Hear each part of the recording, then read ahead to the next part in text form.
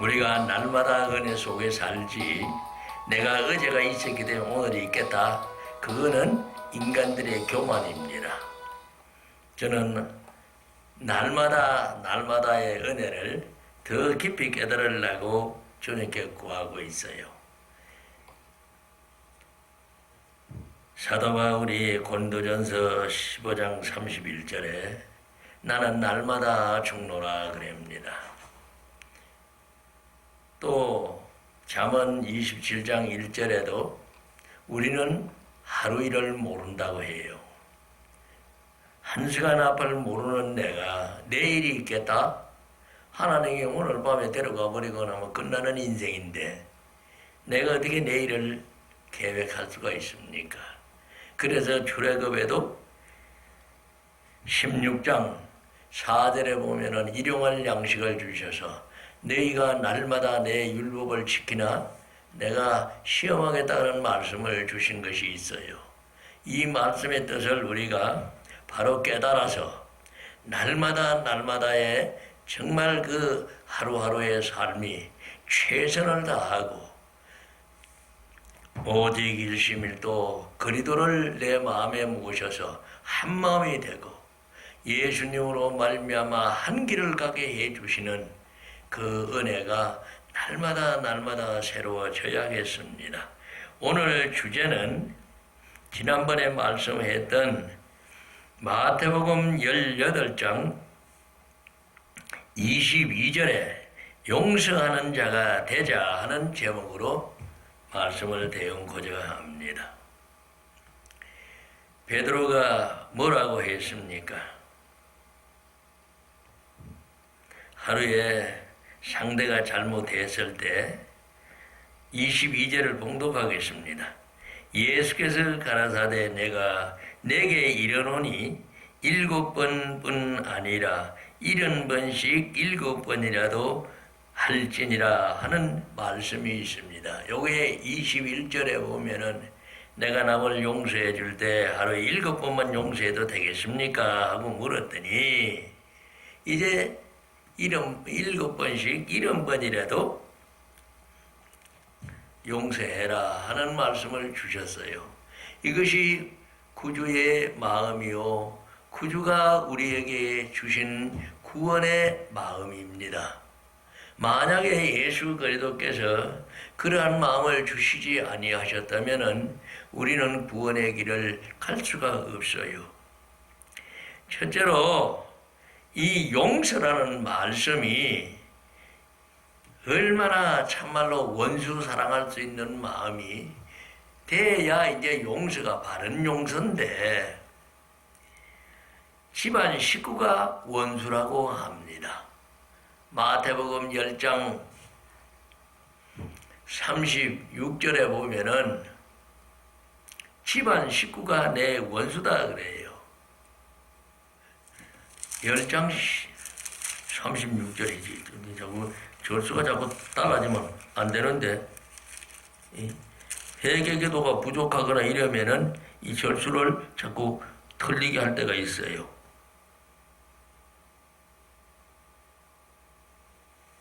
네, 맞네요. 사람의 원수가 자기 집안 식구리라. 근데 집안 식구끼리는 그래도 또 조금 용서가 돼요. 근데 집안에 어떤 원수가 맺어진다거나 또 이웃 간에 원수가 맺어지고 나면은 이게 풀어지기가 쉽지는 않습니다. 그래서 오늘 대답 그대로 베드로가 예수님께 물을 때에 형제가 내게 죄를 범하면 몇 번이나 용서하여 주리이까? 7번까지라도 하오리까 하고 묻는 대답에 무한한 용서를 말씀하고 있습니다. 그 무한한 용서가 덮어놓고 용서냐? 아니에요. 자백할 때, 상대가 내게 대해서 자백할 때, 또 그와 마찬가지로 우리가 어떤 참 죄를 지었다 할지라도 예수님 앞에 자백, 하나님 앞에 자백입니다.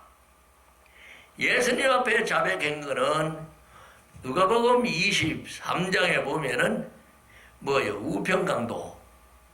우평강도가 좌평강도하고 둘이 십자가에 못 박혔을 때 좌평강도는 비아냥거리고 똥 따니 같은 소리를 했는데 우평강도는 39절부터 42절까지 보면은 우평강도를 좌평강도를 꾸짖으면서 우평강도가 좌평강도를 꾸짖으면서 너 이놈아 너는 정말로 옹호만 악한 일을 해서 십자가에 달리는 것이 당연한 일인데 이 예수님은 뭘 잘못한 것이 하나도 없는데 우리를 위해 가지고 지금 십자가 지셨는데 너 어째 회개할 생각은 안 하고 그따위 짓을 하느냐 하고 책망을 합니다. 그러면서 이 우평강도가 저 예수님께 대해서 뭐라고 그래요? 예수여 하나님 나라에 임하실 때에 나를 생각해서 내가 하나님 나라에 갈 수 있도록 도와주옵소서 하고 죄를 자백을 해요. 그랬더니 예수님께서 뭐라고 그래요? 오늘 네가 나와 함께 낙원에 있을 것이다. 있으리라고 구원의 말씀을 전해줍니다. 그러니까 그 자백을 할 때 이 자백이 뒤따라오지 않으면은 용서를 못 받게 돼 있어요. 성경이. 내 속으로 하는 건 안 된다는 얘기입니다. 그러나 또 벙어리가 그럴 때 자백할 수 있어요? 없어요? 벙어리는 자백 못해. 그러나 그런 특수한 경우를 제외하고는 우리는 자백을 하도록 되어 있습니다. 그래서 이제 자백하는 말씀이 요한일서 1장 9절에 가보면은 내가 죄인이요 하고 자백을 하게 되면은 주께서 내 죄를 사해 주시고 내 모든 불의에서 나를 깨끗하게 해 주시겠다는 약속을 해요. 그런가 하면은 예레미야 3장 13절에도 가보면은 내가 내 허물과 죄를 자백하는 말씀이 나옵니다. 그래서 우리가 항상 내 죄를 자백할 줄 알을 때에 이제 그 용서가 돼요. 그런가 하면은 시편 32편 5절 6절에도 내가 내 허물과 죄를 토설해서 자백하게 되면은 주를 만날 기회를 타게 되는 그 자백 자체를 경건하다 그럽니다. 그 경건함으로 인해 가지고 주를 만날 기회를 타게 만들어 주는 것이 죄의 자백에서 시작돼요. 근데 우리는 이걸 자백을 안 하고 그저 회개합니다 하는 소리만 끝내고 만다 이거야.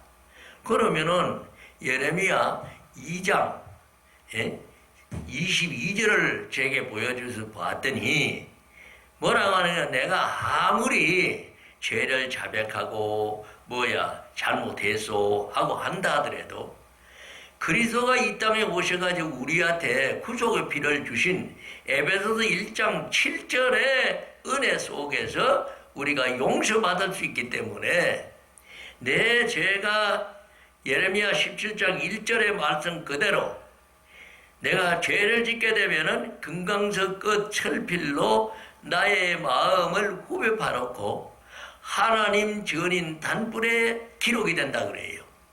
그러니까 우리 죄가 하나님과 나와의 관계는 항상 함께 관계가 이루어지는 그것을 계시해 놨습니다. 그래서 내가 죄를 자백할 때는 반드시 하나님 전과 나의 마음의 죄를 씻어내야 용서가 돼요. 이것이 바로 느헤미야 9장에 보면은 2절에 금식하고 허물을 나의 조상의 열조의 허물을 토설하는 말씀이 나와요.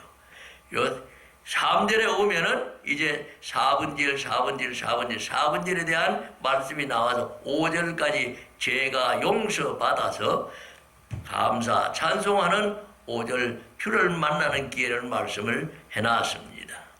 이것이 구원사역의 비밀이 요한복음 19장 4절에 보면은 대제사장 옷을 네 갈래로 찢어놓은 그거를 바로 예수님께서 23절에 찢어놓은 그것을 보시고 30절에 오셔서 뭐라고 하시느냐 하면은 29절은 신포도주를 받으시고 30절에 다 이루었다 하시면서 영원히 돌아가신다고 그래요.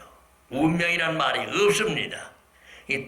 말하자면 육신이 말씀이 육신되어 온 요한복음 1장 14절에 그 말씀인 예수님께서 이제 육신을 십자가에 못 박아서 그 말씀의 육신은 인간의 육신을 계시해주고 있어요. 그래서 그 십자가에 못 박은 상태에서 영원히 돌아가시면서 다 이루었다 그럽니다. 이 다 이루었다가 뭐냐 이거예요. 마태복음 5장 17절에 보면은 내가 율법을 폐하러 온 것이 아니라 율법을 완전케 하려 오셨다 그래요. 완성이 아니라 완전케 하셨다 그럽니다. 그러니까 과거에 처더냐는 불완전했던 것이 신약 그래도 예수가 이 땅에 오심으로 말미암아서 완전히 다 이루러 오셨다는 뜻이 거기에 들어있어요. 이것이 마태복음 1장 16절에는 그리스도라 칭하는 예수가 이 땅에 탄생하셔서 21절에 보면은 제 문제를 해결하려 오셨다 그랬고 2장에 보면은 그리스도가 왕으로 오신 것을 동방박사를 통해서 말씀이 떨어져요. 그래서 2장 1절로부터 4절에 보면은 그리스도가 어디서 탄생하느냐 하고 뭐냐면 대제사장 되고 헤롯하고 한바탕 신경이 벌어져서 그게 베들레헴에 태어난다는 말씀을 하시면서 그 동방박사가 약속을 하기를 너 가서 예수 그리스도 찾거든 나한테 와서 알려달라. 그랬는데 어떻게 돼요? 헤롯이 아기 예수 죽이려고 한다고 현몽을 해서 13절 14절에 오밤중에 요셉과 마리아가 저 애굽으로 떠나가잖아요. 그렇듯이 이제 그런 약속들을 바라보면서 마태복음에서는 그리스도가 왕으로 오시는 것이 거기에 기록이 되어 있어요. 그래서 제 문제를 해결하는 권능을 가지고 계신다는 얘기입니다. 그래서 이 마가복음에는 죄인 부르러 오셨다는 것이 2장 17절에 계시고 누가복음에 가면은 5장 32절에 죄인 불러서 회개시키려 오셨다 그래요. 그래서 마태복음, 마가복음에는 우편강도고 좌편강도고 전부 입을 다물게 있던 그들이 비난이 나건 애들이 누가복음에 와가지고 예수님께서 회개를 선포하심으로 말미암아서 이제 우편강도는 구원받는 역사가 나타납니다. 그러니까 우편강도나 좌편강도나 하나같이 하나님 보시기에는 똑같은 죄인이요 원수였어. 사탄종이었다 이 말이에요.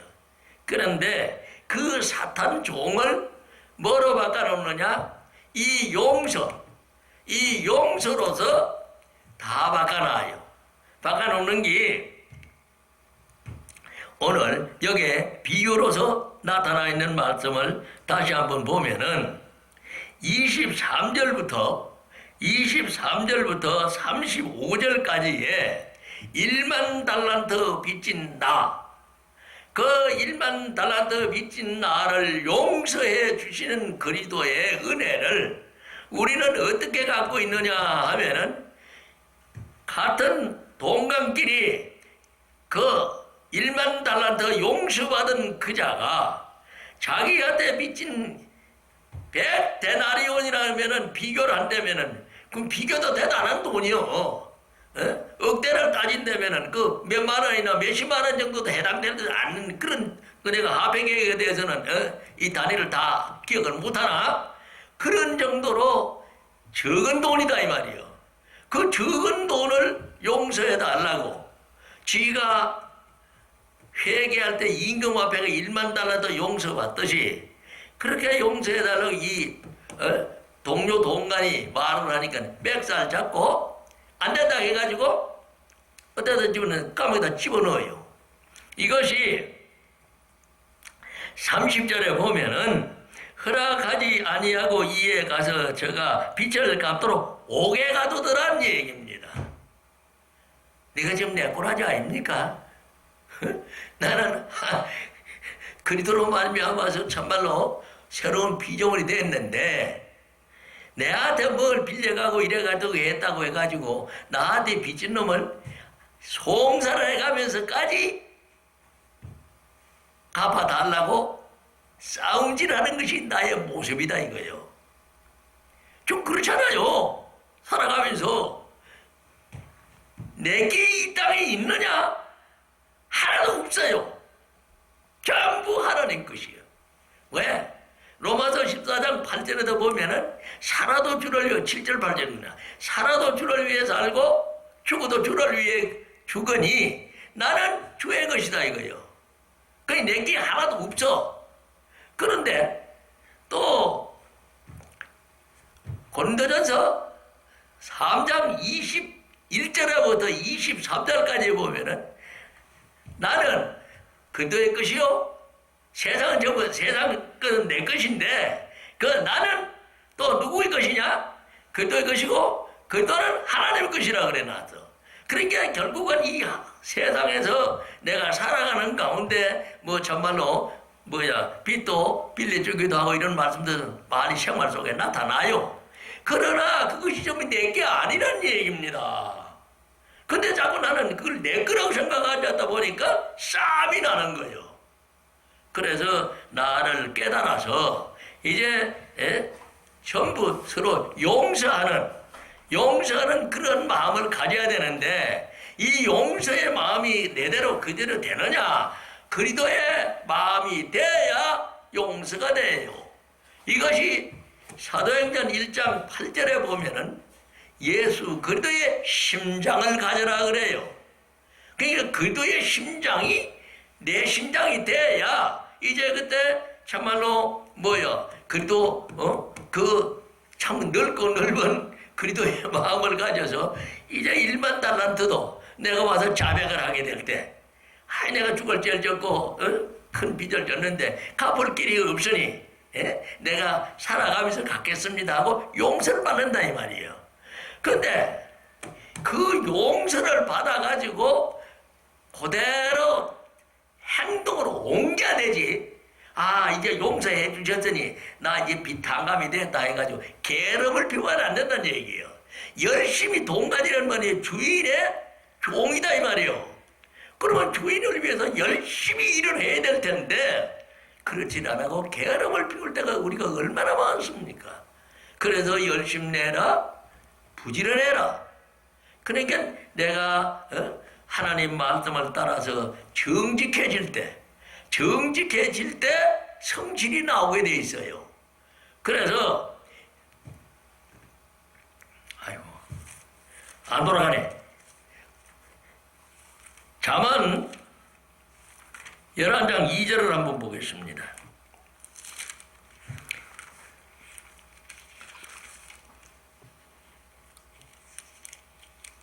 14장 2절이네요. 14장 2절에 보면은 내가 하나님의 은혜를 입어서 정직한 사람이 되기 전에는 성실이 없어요. 왜 없느냐? 내 속에 7가지 악이 들어있고 하나님 두기를 싫어하는 어두운 마음이 되어 있기 때문에 그대의 빛이 들어와서 그 빛으로 인해 가지고 내가 내 행동이 바뀌어지고 생각이 바뀌어지지. 생각과 행동이 더러운 그냥 그대로 가지고 앉아서 내가 뭐를 해보겠다? 이거는 전부 미션이다 이겁니다. 두 마음이 된다는 얘기예요. 이 야고보서 1장 6절로부터 8절에 보면은 두 마음을 품은 놈은 기도에 응답이 없어요. 그런데도 되던데요. 그거는 귀신 장난이지 하나님의 응답은 아닙니다. 자, 14장 2절을 보면은 정직하게 행하는 자는 여호와를 경외하여도 패역하게 행하는 자는 여호와를 경멸하느니라 이래 돼 있어요. 그러니까 여호와를 경외하는 자만이 정직하지 여호와를 떠난 그 어떤 경우에도 정직할 수가 없다는 얘기입니다. 근데 이 정직이 어디서 증거가 되느냐 하면은 잠언 28장 18절에 보면은 뭐라고 하느냐 하면은 성실은 곧 구원이라 그래 놨어요. 그러니까 정직한 자가 성실하다 보니까 결국 경외한다는 뜻입니다. 여호와를 경외하게 되면은 여호와를 경외하는 자는 잠언 19장 23절에도 보면은 내가 사망의 그물에 빠졌어도 그걸 건져내요. 재앙을 막아주고 14장 27절이요 19장 23절에 여호와를 경외하게 되면 생명나무가 되고 생명샘이 되고 모든 재앙을 다 막아주게 되어 있습니다. 그러니까 우리가 경외함의 비밀을 받아야 이제 모든 재앙을 다 막아요. 그러니까 오늘 용서 문제가 돼서 그쪽으로 갈 수가 없고 지금 다만 용서를 어떻게 하라는 것이냐? 이제 마태복음 5장에 보니까 뭐가 나오느냐 하면은 그것도 읽고 해야 되겠네요.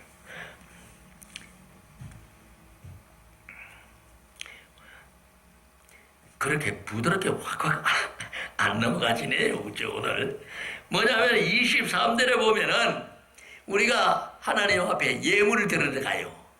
예물 드리러 가가지고 그 예물을 드리려고 할 때에 네가 만약에 다른 사람의 원망 들을 일이 있으면은 그 원망 들을 수 있는 일을 가서 다 풀고 와서 예물을 드려라. 그래야 그 예물을 받겠다는 뜻입니다. 근데 25절에 딱 들어가 보면은 뭐가 나오느냐 하면은 이제 송사하는 문제가 나와요. 내가 요새 재판하는 것들이 있잖아요. 그 재판하러 갈 때 재판하지 가기 일이 터지기 전에 그 상대방한테 사과를 해라 그래요. 말하자면 용서를 받아라 이겁니다. 그 용서받는 길이 우리가 제일 크게 원수가 되었던 야곱과 에서의 삶에서 잠시 더듬어 볼 수가 있어요.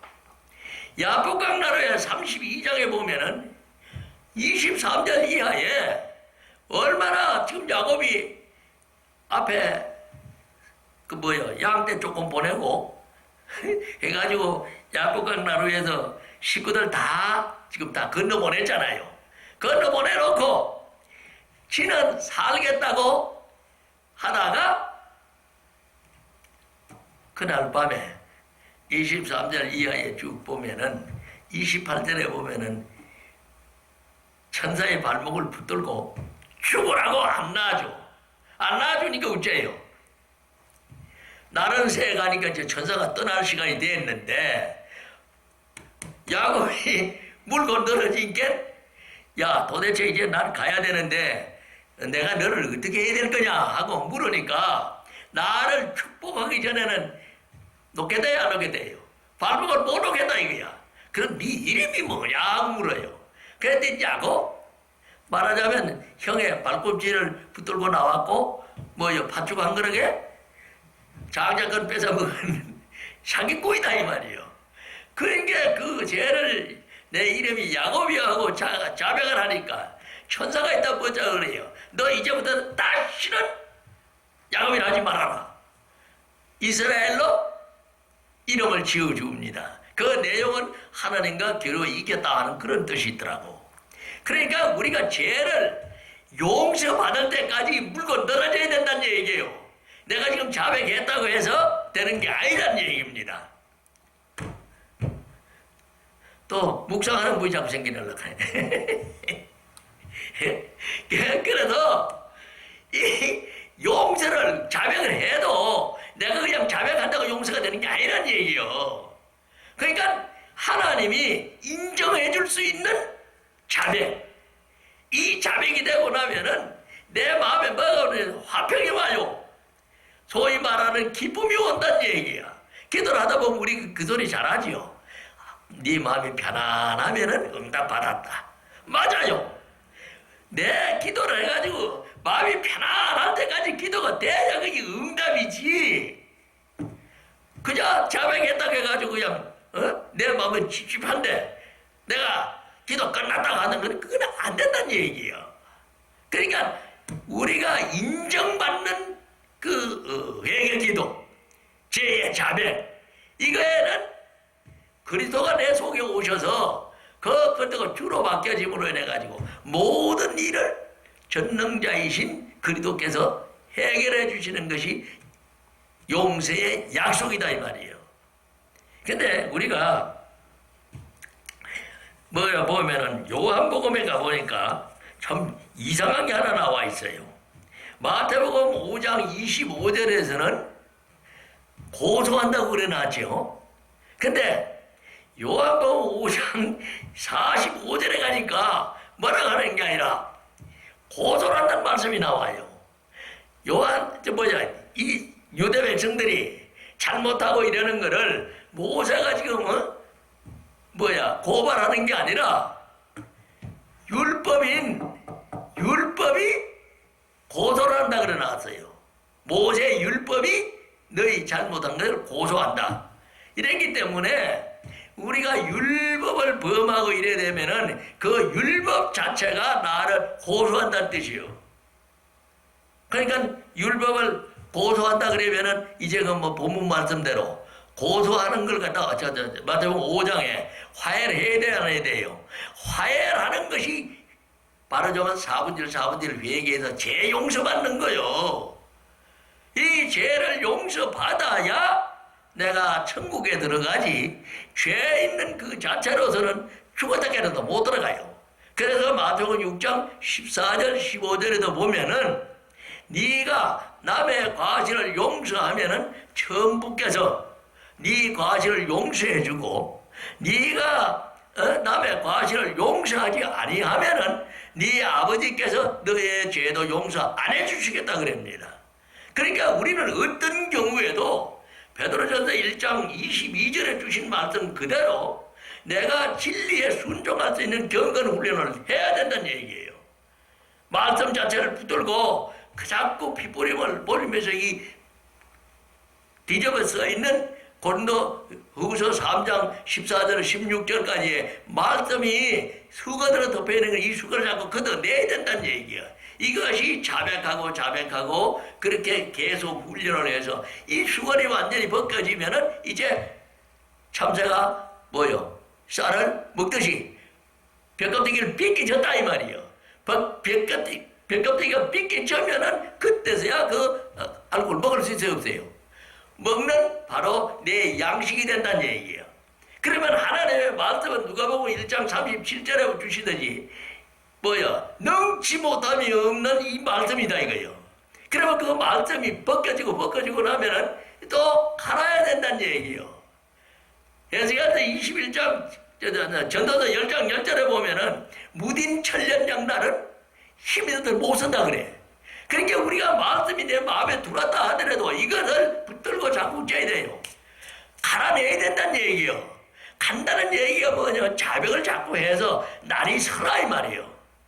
그게 빛이 반짝반짝 나게 되면은 그 빛이 곧 전능하신 하나님의 말씀이기 때문에 어둠이 다 달아나게 되는 것이 바로 구속의 은혜의 역사가 일어나고 그 말씀을 붙들고 기도했을 때 그 말씀에 응답해 주시기 진짜 응답이다 이거예요. 아멘. 이게 마태복음 8장 16절 17절에도 보면은 보혜사 성령께서 내가 받은 평안이 와 있을 상태에서 예수님도 안전뱅이 고치고 뭐 고치고 모든 그 약한 것들을 귀신 더러움을 쫓아내는데 뭐라고 하느냐 하면 말씀으로 쫓아낸다 그래요.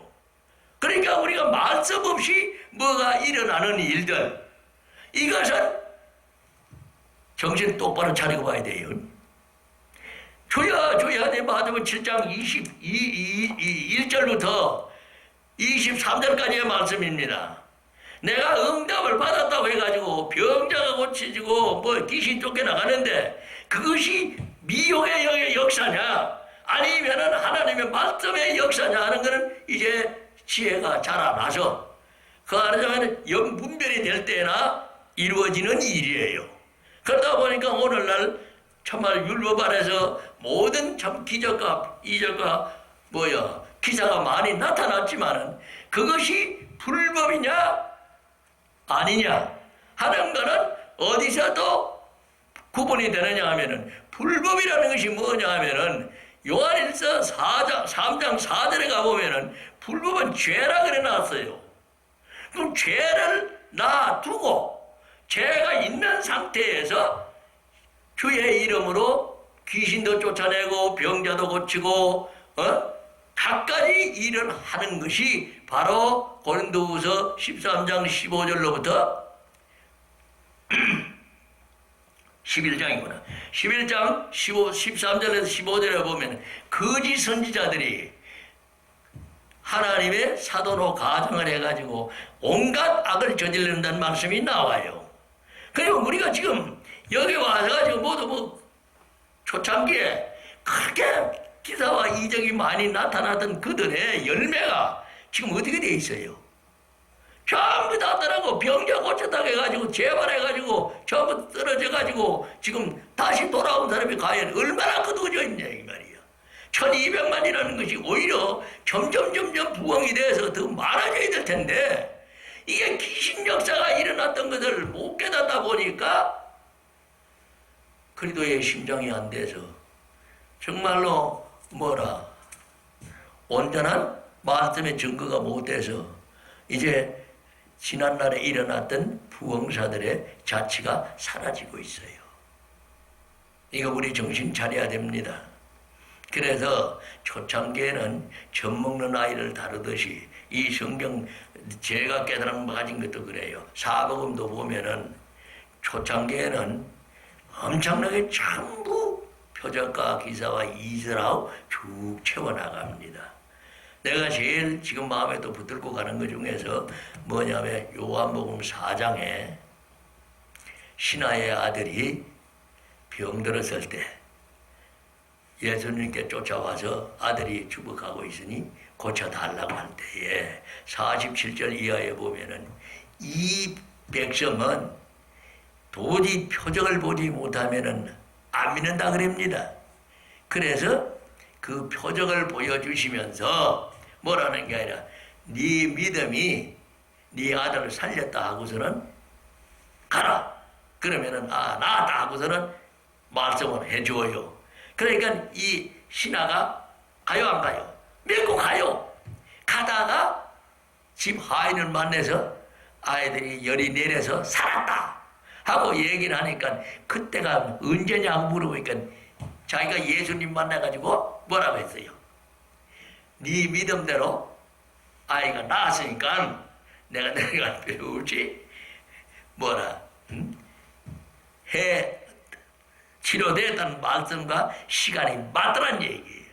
그래가지고 그 신하의 가정이 믿었다는 말씀이 있어요.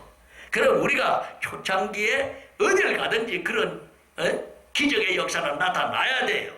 그 기적의 역사가 하나님 말씀에 의해서 나타났느냐 아니면은 미호의 영의 장난으로 인해서 일어났느냐 하는 것이 이제 우리가 깨달아야 되고요. 처음에 내한테 처음에 그 표적과 이사를 쓰면서 성령이 오셔서 귀신을 쫓아내 주셨다 이 말이에요. 마태복음 12장 28절에 보면은 성령이 오셔가지고 쫓아내 주셨다 이 말이에요. 그럼 그 다음에 해야 할 단계가 뭐냐면은 그 빈집이 됐죠. 빈집이 된 데다가 마태복음 12장 44절 45절 얘기입니다. 빈집이 되는 때문에 안 된다는 얘기예요. 빈집을 만들어 놓고 나니까 쫓겨나가던 귀신이 다시 기들어와. 다시 기들어올 때 어떻게 기들어와요? 저보다 더 악한 7 귀신 끌고 들어와가지고 저들까지 8놈의 귀신 북새동이 되어버리고 나니까 오히려 처음 믿을 때보다도 더 악한 놈이 되어버리고 마는 것이 이게 바로 말씀 없이 바로 신앙생활을 하다가 실족하는 모습에 예를 계시해 준 말씀입니다. 그러니까 우리가 이 말씀을 먹을 때 내 양식을 만드는 것을 계시록 19장 13절에 주신 말씀대로 이 말씀 한 절 한 절에다 피뿌리만 해가면서 먹어라 이 말이요. 그래야 되는데, 그래서 내 양식을 해서 영의 양식을 채워야 된다는 얘기입니다. 이것이 시편 104편 15절에 보면은 나를 힘있게 해주는 양식을 주셨다 그래요. 그러면 우리가 육신도 먹어야 되고 영도 말씀을 먹어야 되더란 얘기입니다. 영과 육이 함께 식사를 해야 돼야 안 해야 돼요? 식사를 해야 든든해져.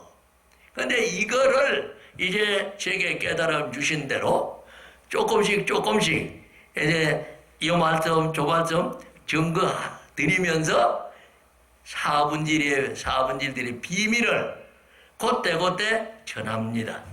오늘 주신 말씀도 이것을 써서 자꾸 보시면서 그 말씀 위에 마지막에 이 죄를 내가 이 말씀을 감당하지 못한 죄를 용서해 달라고 그렇게 기도하게 될 때 그 말씀이 곧 나한테 역사가 일어나는 사랑도 대해주시고 이 말씀 그렇잖아요. 사랑도 대해주시고 빛도 대해주시고 또 능력도 대해주시고 이렇게 해서 그리스도가 내 속에 모셔서 바로 살아가는 저와 여러분이 되어야 된다는 얘기입니다. 이게 부르심을 잊고 되면은 한 말씀 한 말씀을 내가 지켜나가는 그 부르심을 입는 그런 자백의 삶이 되고 나면은 그 자백함으로써 그리스도가 내 속에 오셔서 그것이 곧 부르심을 입는 거다 이겁니다. 그 부르심을 입게 됐을 때 그 부르심은 하나님의 그리스도가 하나님의 능력이 되어 주시고 하나님의 지혜가 되어 주셔서 마태복음 23장 10절에 그리스도께서 내 지도자가 되어 주시면은 이제 이 세상을 두려움 없이 항상 그대의 지도로 또 갈라디아서 5장 18절 25절에 성령의 인도하심을 따라가게 되고 성령으로 살아가게 되는 그러한 삶으로 변화될 줄 믿습니다. 그러니까 우리가 처음 출발하는 말씀대로 남을 용서할 수 있는 마음, 이 마음이 곧 그리스도의 마음이다 이겁니다. 그 마음을 얻는 그 비밀을 시간 제게 주시는 은혜대로 같이 나눌 수 있는 그러한 생명의 시간이 되기를 주님께 부탁드리면서 오늘 말씀을 마치겠습니다. 잠시 기도드리고 물러가겠습니다. 아버지 하나님, 오늘도 마태복음 18장 22절을 근거하여 예수님의 용서하신 것, 아버지 이제 자문의 말씀을 위시해서 여러 말씀을 아버지여 전하여 싸웁니다. 모두 다 그리스도의 피뿌림의 은혜를 입어서 그리스도 안에서 새로운 피조물이요 그리스도 예수 안에서 다시 한번 하나님의 이와 진리의 거룩함으로 지음을 받는 새 역사가 일어날 수 있는 IT에서 아버지여 형제 자매 되기를 주님의 이름으로 부탁드리며 감사 찬송